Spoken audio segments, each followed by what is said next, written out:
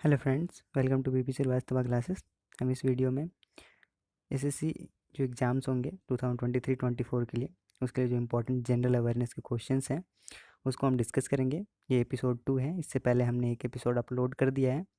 अगर आपने उसे अभी तक नहीं देखा है तो आई बटन पे उसका लिंक है, आप वहाँ जाके उसे देख सकते हैं। तो आइए वीडियो को शुरू करते हैं।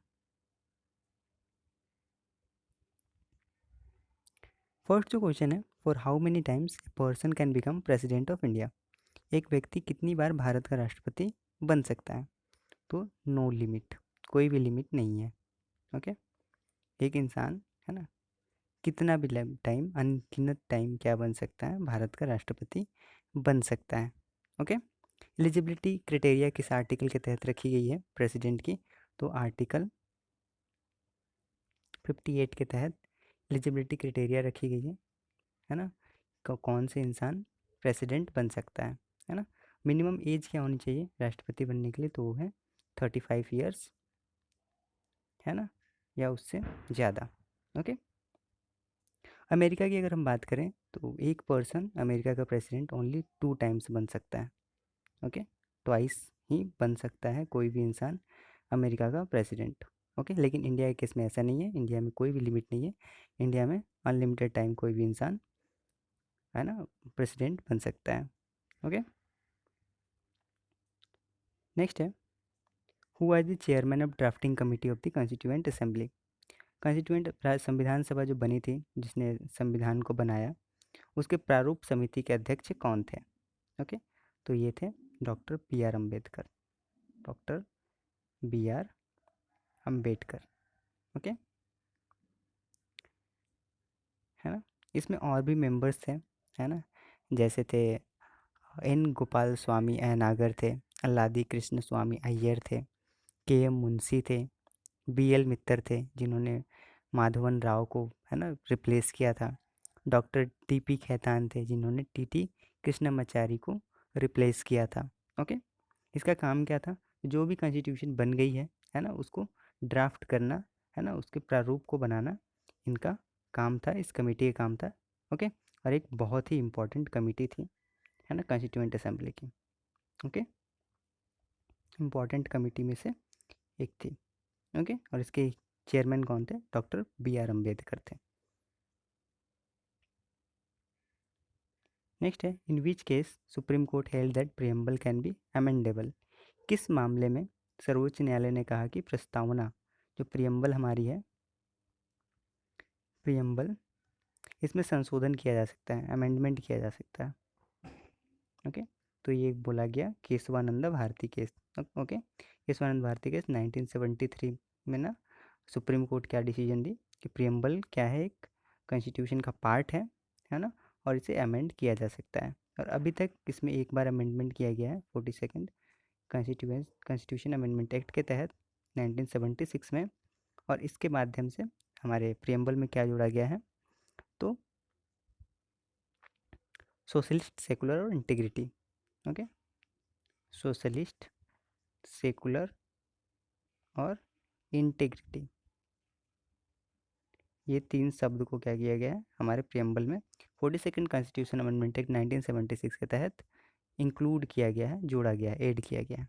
ओके, और ये बात कहाँ से निकल के आई? तो केशवानंद भारती के जो 1973 में इसका डिसीजन सुप्रीम कोर्ट ने दिया था, है ना, इससे ये निकल के आया कि प्रियम्बल को हम क्या कर सकते हैं?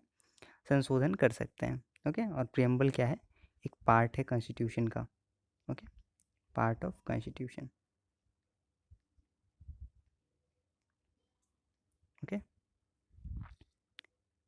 नेक्स्ट है this Sankosh river. Okay, yes, Sankosh river. Okay, ये कौन कौन से 2 राज्यों के बीच में क्या बनाती है? बाउंड्री बनाती है। ओके, तो ये बनाती है असम और वेस्ट बंगाल के बीच में। असम और वेस्ट बंगाल के बीच में क्या करती है? ये जो संकोसरी नदी है, ये है ना सीमा रेखा बनाती है। ओके, असम एंड वेस्ट बंगाल के बीच में। ओके, ये निकलती कहाँ है, कहाँ से? तो ये भूटान से निकलती है। ओके, भूटान से निकलती है और ब्रह्मपुत्र में जाके मिल जाती है, असम में, ब्रह्मपुत्र में। असम में ये क्या होती है, जाके ब्रह्मपुत्र में मिल जाती है।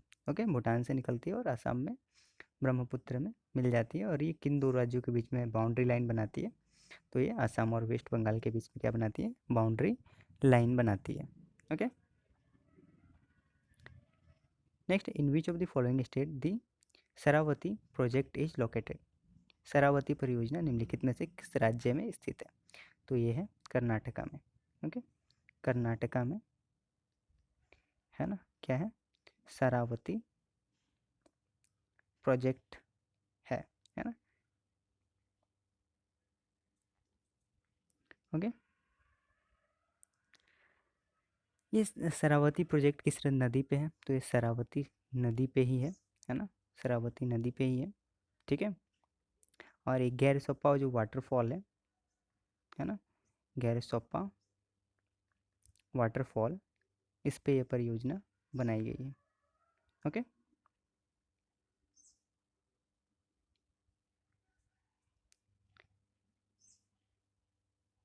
नेक्स्ट है, विच among the following state is largest producer of coffee in India.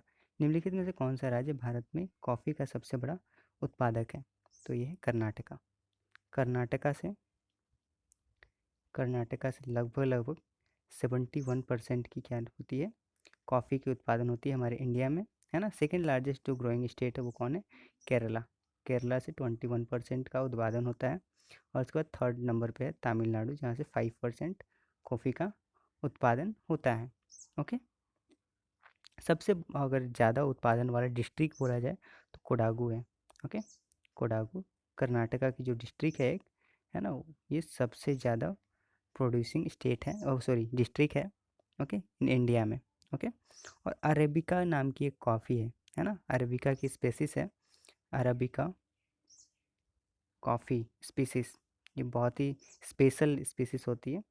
ये आपको सबसे पहले कहाँ है ना इंट्रोड्यूस किया गया था, है ना, तो ये किया गया था आपका बाबा बुदन, और जो हिल है कहाँ पे, कर्नाटका में, वहाँ पे इसे इंट्रोड्यूस किया गया था पहली बार। ओके,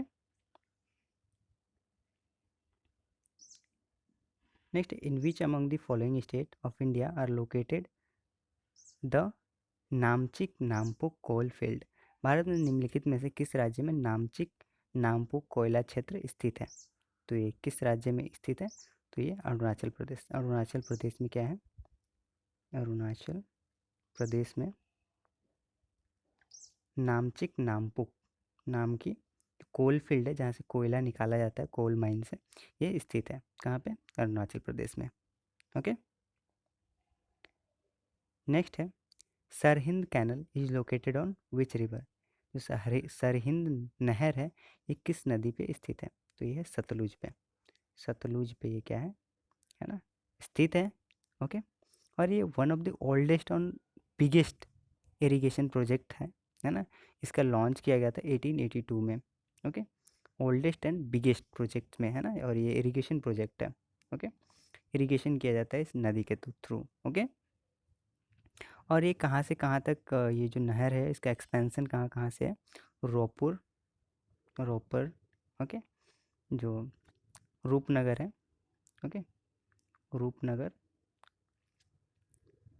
पंजाब से लेके ये कहाँ तक है, आपका है ये दोराहा लुधियाना। ओके, दोराहा लुधियाना तक ये एक्सटेंडेड है। ओके, नेक्स्ट है, port Blair is located on which of the following island. Port Blair निम्नलिखित में से किस द्वीप पर स्थित है। ओके, तो ये है हमारा साउथ अंडमान में। ओके, साउथ अंडमान में क्या स्थित है, पोर्ट ब्लेयर। पोर्ट ब्लेयर जो कैपिटल है किसका, कैपिटल है आपका अंडमान एंड निकोबार आइलैंड का। ओके, आइलैंड का स्थित कहाँ है, ये साउथ अंडमान में स्थित है। ओके,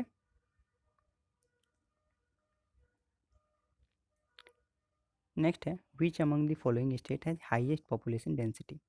निम्नलिखित में से किस राज्य के जनसंख्या घनत्व सबसे अधिक है, तो वह है बिहार। बिहार की पॉपुलेशन डेंसिटी क्या है, बिहार की पॉपुलेशन डेंसिटी है आपकी 1106 पर्सन पर स्क्वायर किलोमीटर, है ना।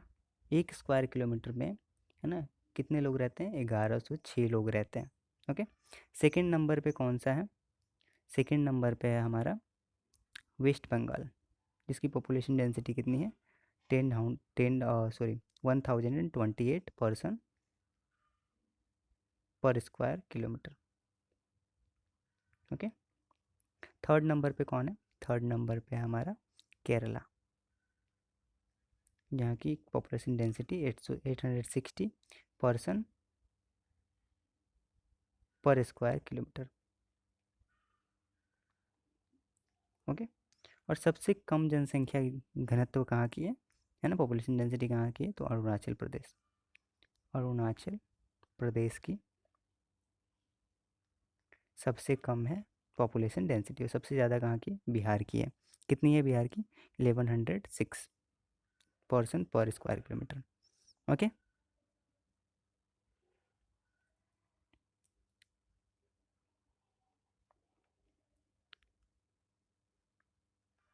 नेक्स्ट है who among the following viceroy tenure Simon commission, which among the following viceroy tenure Simon commission was appointed. निम्नलिखित में से किस वाइसरॉय के कार्यकाल में साइमन कमीशन नियुक्त किया गया था? तो ये लॉर्ड इरविन थे। Okay, Lord Irwin. ओके, इनके कार्यकाल में ही क्या हुआ था? साइमन कमीशन को अपॉइंट किया गया था। ओके। साइमन कमीशन जनरली, है ना, इसका नाम जो पड़ा, इसके जो चेयरमैन थे sir John Simon. Okay, sir John Simon, इनके ही नाम पे इस कमीशन का नाम क्या पड़ गया? साइमन कमीशन पड़ गया। इसका ओरिजिनल नाम था इंडियन स्टैट्यूटरी कमीशन। ओके, जो भारत में ये देखने आई थी कि भारत क्या इस हद तक पहुंच गया है कि उसे जो कॉन्स्टिट्यूशनल फ्रीडम हो दिया जा सके या नहीं दिया जा सके, है ना। ये जांच करने के लिए कमीशन आई थी इंडिया में, है ना। ये आई थी 1928 में। ओके, इंडिया में। ओके, जैसे ही आई है ना, जैसे काले ब्लैक फ्लैग से क्या किया गया?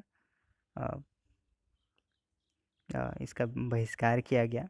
ओके, और साइमन गो बैक का नारा, साइमन गो बैक का नारा दिया गया। ओके, अपोज करने में आईएनसी, इंडियन नेशनल कांग्रेस, है ना, मुस्लिम लीग, है ना, महात्मा गांधी, ओके, जिन्ना, है ना, नेहरू जी, है ना, जवाहरलाल नेहरू, ये सभी क्या थे? इसकी अपोज कर रहे थे इसको, है ना। और इसको सपोर्ट कौन कर रहा था? B R Ambedkar, Ambedkar. Okay, और अपने पेरियार, ओके, पेरियार थे ई वी रामास्वामी, और चौधरी छोटू राम, ये सभी क्या कर रहे थे? इसको सपोर्ट कर रहे थे। ओके, किसको? साइमन कमीशन को।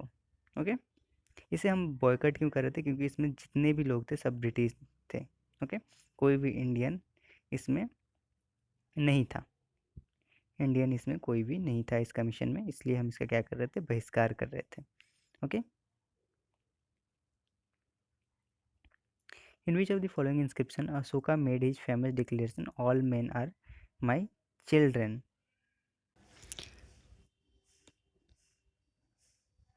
निम्नलिखित में से किस शिलालेख में अशोक ने अपनी प्रसिद्ध घोषणा की, सभी पुरुष मेरे बच्चे हैं? तो ये बात है सेपरेट कलिंगा रॉक एडिक्ट, जो उन्होंने जो रॉक एडिक्ट करवाई थी, उसमें इन्होंने ये बात बोला कि all mens are my children. Okay, सभी पुरुष मेरे क्या हैं? बच्चे हैं। ओके, है ना। हम जानते हैं कलिंगा युद्ध के बाद उनका क्या हो गया था? पूरी तरीके से जो, है ना, मानसिकता था, जो पहले वो बेरी घोषा थे, वो अब क्या हो गए थे? धम्म घोषा में परिवर्तित हो गए थे। और अब वो क्या देखने लगे थे? सभी में, है ना, सभी को अपना क्या मानने लगे थे? जितने भी उनके प्रजा थे, है ना, सभी को उनके वो क्या मानने लगे थे? अपने बच्चे के रूप में मानने लगे थे, है ना। जनरली राजा क्या होता है? एक गार्जियन के रूप में होता है ना। और जब वो कलिंगा युद्ध किए, है ना, और उन्होंने जो कलिंगा में जो रॉक एडिक्ट लिखवाया, उसमें ये बात इन्होंने बोला कि सभी मेंस मेरे क्या हैं? बच्चे हैं। सभी पुरुष मेरे क्या हैं? बच्चे हैं। Okay,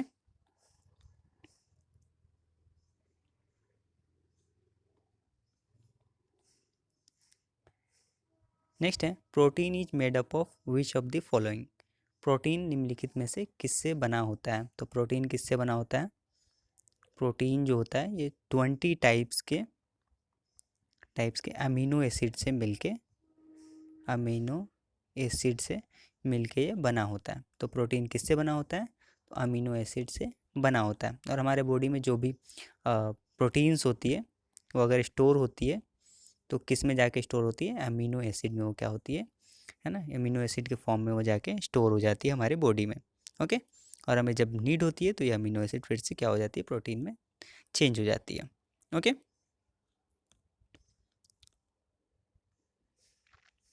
next in which of the following Indian state will you find the Netarhat mountains also called the queen of छोटा नागपुर। निम्नलिखित में से किस भारतीय राज्य में आपको नेतरहाट पर्वत मिलेगा, जिसे छोटा नागपुर की रानी के नाम से भी जाना जाता है? छोटा नागपुर की रानी, ओके, छोटा नागपुर की रानी किस पहाड़ को नाम की कुछ जाना जाता है? तो ये नेतरहाट माउंटेन को इस नाम से जाना जाता है। ओके, और ये कहाँ स्थित है? तो ये है झारखंड में। ओके, झारखंड में ये क्या है? स्थित है। ओके,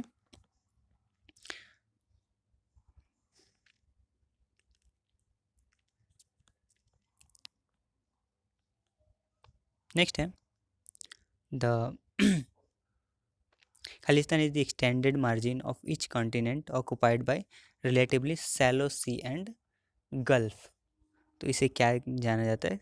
कॉन्टिनेंटल सेल्फ के नाम से जाना जाता है। अपेक्षाकृत उथले समुद्रों और खाड़ियों के कब्जे वाले प्रत्येक महाद्वीप के विस्तारित मार्जिन है, इसे क्या कहा जाता है? कॉन्टिनेंटल सेल्फ बोला जाता है। ओके, अभी जो है ना, जैसे ही अब समुद्र में जाओगे तो शुरू में क्या रहता है? ऐसे रहता है, ठीक है, फिर ऐसे होता है, फिर ऐसे होता है, ठीक है। तो ये वाला जो एरिया होता है ना, ये कॉन्टिनेंटल सेल्फ होता है, ये कॉन्टिनेंटल स्लोप होता है। ओके, और ये होता है कॉन्टिनेंटल राइज। ओके, यहाँ पे जो भी सेडिमेंट्स होती है आके यहाँ पे क्या हो जाती है? डिपोजिट हो जाती है। तो ये कॉन्टिनेंटल क्या हो जाता है ना, और राइज हो जाती है, कॉन्टिनेंटल राइज हो जाती है। कॉन्टिनेंटल स्लोप होता है ये वाला, और ये वाला क्या होता है? कॉन्टिनेंटल सेल्फ होता है। Okay, next, which of the following legislation out to allow senior Indian magistrate to preside over case involving British subjects in India. निम्नलिखित में से कौन सा कानून वरिष्ठ भारतीय मजिस्ट्रेटों को भारत में ब्रिटिश विषयों से जुड़े मामलों की अध्यक्षता करने की अनुमति देता है? तो यह है इलवोर्ट बिल। ओके, इलवोर्ट बिल जो थी, जो 1884 में आई थी। ओके, ये है ना, जो इंडियंस जज होते थे उनको ये पावर देती थी कि वो ब्रिटिश वाले लोगों की भी, क्योंकि उस समय ब्रिटिश इंडिया में ब्रिटिशर्स भी यहाँ पे रहा करते थे, है ना। तो जनरली क्या हुआ करता था कि इंडियन जो जज होते थे वो ब्रिटिशर्स वाले मामले नहीं देखते थे। मान लो ब्रिटिशर्स कोई इंसान है जिसने कोई क्राइम किया तो उसके मामले को इंडियन जज नहीं देखता था, है ना, उस मामले को ओनली ब्रिटिश जज ही देखता था, ठीक है। लेकिन इस बिल के माध्यम से क्या बोला गया कि जो ब्रिटिशर्स होंगे अगर वो क्राइम करते हैं या फिर कोई गुनाह करते हैं तो उनके मैटर्स को भी इंडियन जजेज होंगे, जो इंडियन होंगे, जो जजेस बने होंगे वो देख सकेंगे, है ना। किस बिल के तहत ये बोली गई थी? तो इल्बर्ट बिल जो 1884 में आई थी, इसमें ये बात बोली गई थी। ओके,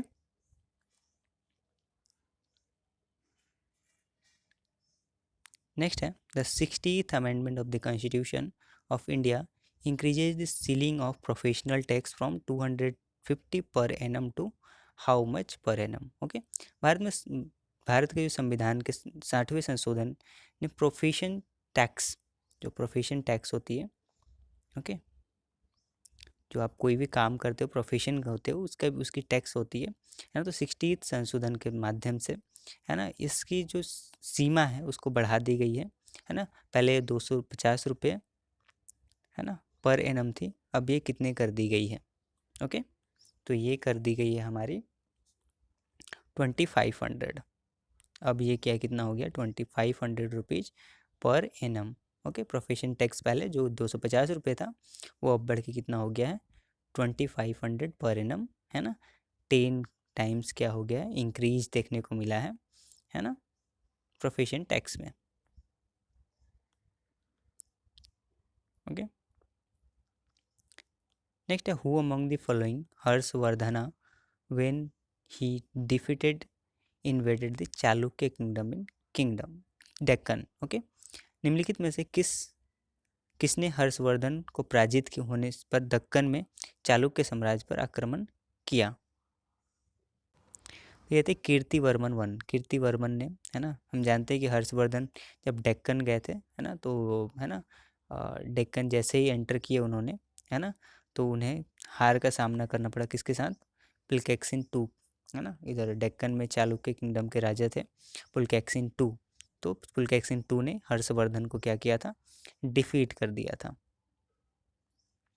है ना। और इस डिफीट का बदला लेने के लिए कीर्तिवर्मन ने चालुक्य किंगडम पे क्या किया था, आक्रमण किया था। ओके,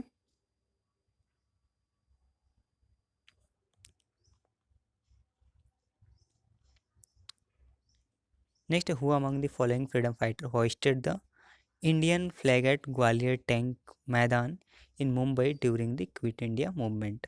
क्विट इंडिया मूवमेंट जब, है ना, चल रही थी, शुरुआत हुई थी, है ना, 9 अगस्त 1942 को। ओके, तो इसमें से कौन से ऐसे फ्रीडम, निम्नलिखित में से किस स्वतंत्रता सेनानी ने भारत छोड़ो आंदोलन के दौरान मुंबई के ग्वालियर टैंक मैदान में भारतीय ध्वज फहराया था? तो ये थी हमारी अरुणा असफ अली, है ना। इन्हें ग्रैंड ओल्ड वुमेन के नाम से भी जाना जाता है, ठीक है। तो ये अरुणा असफ अली थी जिन्होंने भारत छोड़ो आंदोलन के दौरान ग्वालियर टैंक मैदान, जो कि कहाँ है, मुंबई में है, ओके, मुंबई में है, इसमें भारतीय ध्वज को क्या किया था, इन्होंने होइस्ट किया था, फहराया था। ओके, नेक्स्ट है विच of the following animals have more than one heart. निम्नलिखित में से किस जानवर का एक से अधिक दिल होता है ना। तो कौन सा ऐसा जानवर है ना, जिसका एक से ज़्यादा हार्ट देख होता है ना, दिल होता है ना, तो वो है ऑक्टोपस। ऑक्टोपस का क्या होता है, ऑक्टोपस की, है ना, एक से ज़्यादा दिल होती है।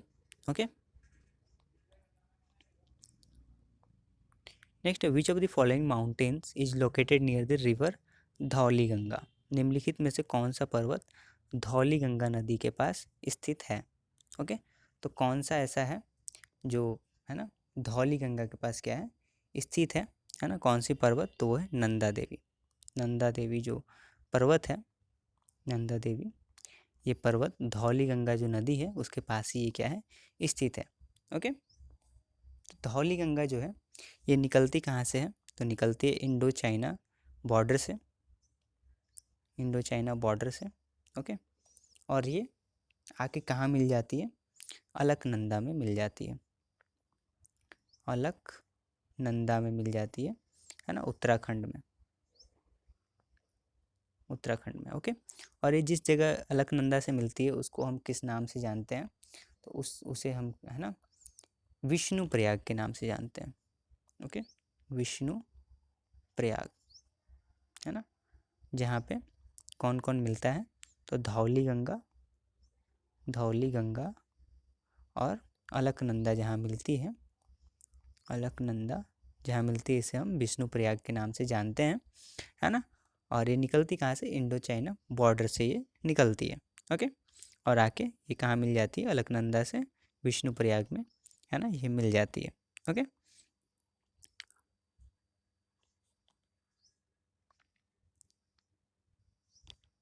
नेक्स्ट है विच of the following is not a percussion और परक्यूशन इंस्ट्रूमेंट। निम्नलिखित में से कौन सा ताल वाद्य या तालवाद यंत्र नहीं है, म्यूजिकल इंस्ट्रूमेंट कौन नहीं है, म्यूजिकल इंस्ट्रूमेंट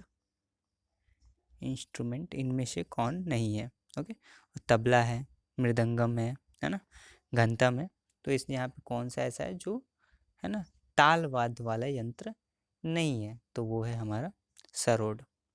सरोद जो है ये हमारा ताल वाद्य वाला यंत्र नहीं है। ओके,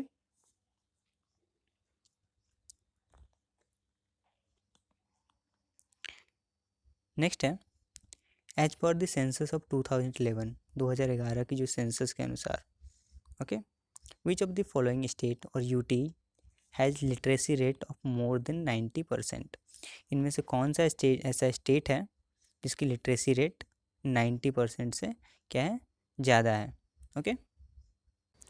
मिजोरम है ना, मिजोरम ऐसा राज्य है ना, डी नंबर है ना, जिसकी जो लिटरेसी रेट है वो 90% से ज़्यादा है, ओके, 90% से ज़्यादा है ना। सबसे ज़्यादा लिटरेसी रेट कौन सी स्टेट की है हमारी, तो वो है केरला, केरला है ना, जिसकी जो लिटरेसी रेट है कितनी, 93.91%। और सबसे लोएस्ट में कौन सा है, बिहार, ओके, जिसकी लिटरेसी रेट है 65% अप्रोक्स, ओके। तो यहाँ पे निम्नलिखित जो दिए गए हैं त्रिपुरा, गोवा, राजस्थान और मिजोरम, तो मिजोरम सबसे ज़्यादा क्या है, लिटरेसी वाला यहाँ पे स्टेट है जिसकी लिटरेसी रेट कितनी है, 90% से अबव है, ओके। नेक्स्ट है, विच amendment of the constitution of India change the description of India from sovereign democratic Republic to a sovereign socialist secular democratic republic and also change the world unity of India to unity and integrity of nation, okay. इनमें से कौन सा ऐसा amendment है ना, जिसने हमारे जो कॉन्स्टिट्यूशन, जो ओरिजिनल कॉन्स्टिट्यूशन था उसमें क्या था, only sovereign democratic and Republic state हमारे इंडिया को बताया गया था, लेकिन उस अमेंडमेंट के माध्यम से ये कर दिया गया, यहाँ पे सोशलिस्ट और सेकुलर वर्ड को जोड़ दिया गया और यूनिटी के साथ इंटीग्रिटी को जोड़ दिया गया हमारे कॉन्स्टिट्यूशन में। तो वो कौन सा अमेंडमेंट था, तो 42nd constitution amendment act, 42nd constitution amendment act 1976 वाली जो एक्ट थी, अमेंडमेंट एक्ट थी, इसके माध्यम से हमारे कॉन्स्टिट्यूशन में 3 वर्ड जोड़े गए, सोशलिस्ट, सेकुलर और इंटीग्रिटी, जो 3 शब्द थे, इसे हमारे इंडियन कॉन्स्टिट्यूशन में जोड़ा गया, ओके। तो राइट आंसर क्या है, 42nd constitution amendment act, okay. Next है, the Mesopotamians wrote on placard made of, okay. यहाँ पे क्या है, मेसोपोटामिया के लोग जो हैं, है ना, वो किस किस जो यहाँ चीज़ों से बनी तख्तियों पर लिखा करते थे, क्ले से बने तख्तियों पर ये क्या लिखा करते थे, कौन, मेसोपोटामिया के लोग, ओके। किससे बने हुए तख्तियों पे लिखते थे, तो क्ले से, ओके, क्ले से बने हुए तख्तियों पे मेसोपोटामिया के लोग, है ना, लिखते थे, ओके। नेक्स्ट है, according to the output method GDP is calculated as, output पद्धति के अनुसार सकल घरेलू उत्पाद की गणना किस प्रकार से की जाती है, ओके। तो ये GDP at constant price plus taxes minus subsidy, okay, GDP at constant price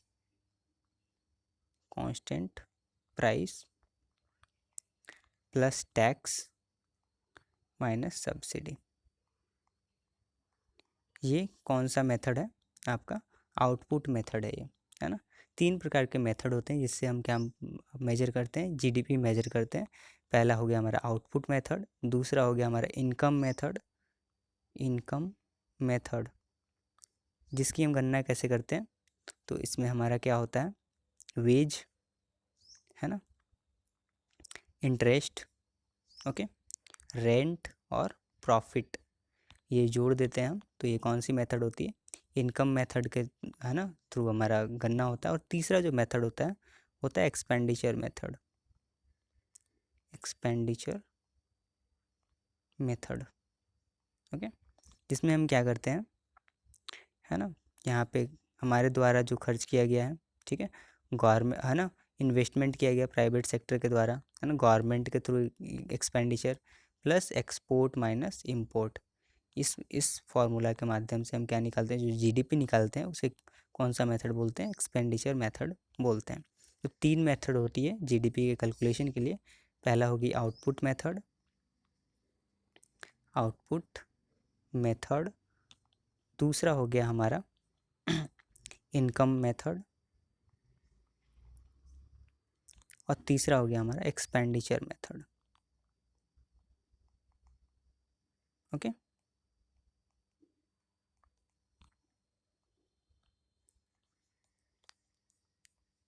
next है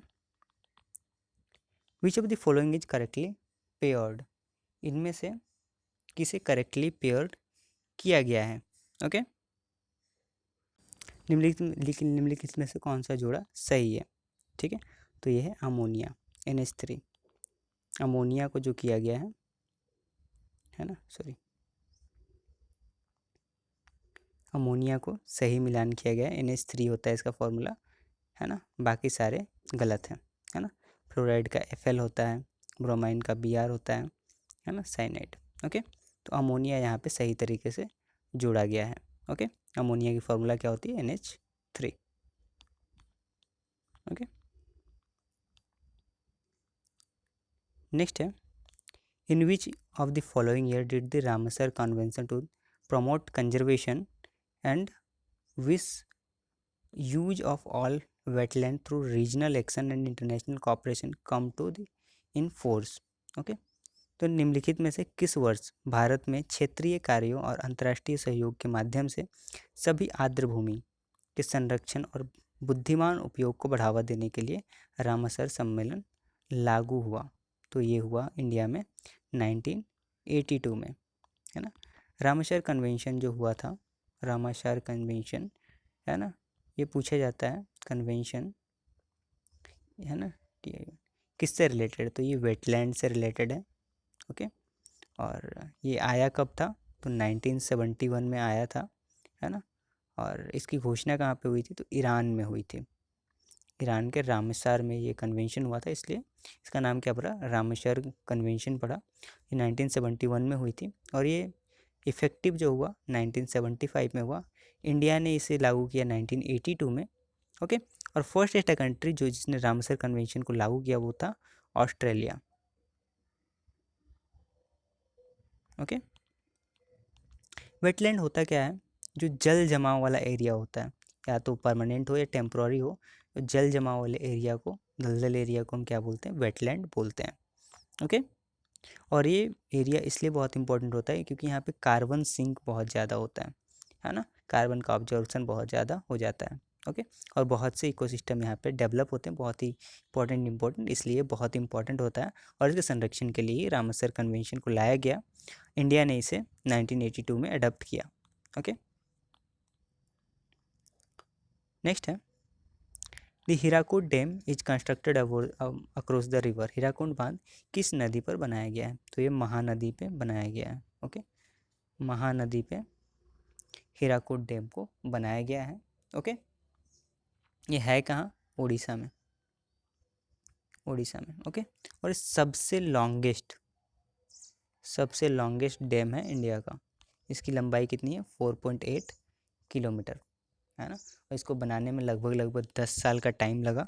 1947 में इसकी कंस्ट्रक्शन वर्क शुरू हुई थी और 1957 में जाके कंप्लीट हुई। ओके, नेक्स्ट है who is the founder of Bhakra dam project, Bhakra बांध परियोजना के संस्थापक कौन है, तो ये है चौधरी छोटू राम। छोटू राम क्या है, भाखड़ा जो डैम है ना, भाखड़ांग डैम, उसकी क्या है, ये संस्थापक हैं, है ना। और ये है कहाँ पे, हिमाचल प्रदेश पे, और इसे बिल्ट कहाँ गई, किस पे की गई है, सतलज रिवर पे, सतलज रिवर पे ये बनाई गई है ना। और इसके फाउंडर किसे जाना जाता है, चौधरी छोटू राम को जाना जाता है। और ये हिमाचल प्रदेश में देखने को मिलेगा ये। ओके, और ये फॉर्म करती है क्या चीज़, तो गोविंद सागर जो रिजर्वर है ना, गोविंद सागर रिजर्वर को ये फॉर्म करती है, ये रिजर्वर को फॉर्म करती है। ओके, तो इस वीडियो में इतना ही। Thank you, stay tune.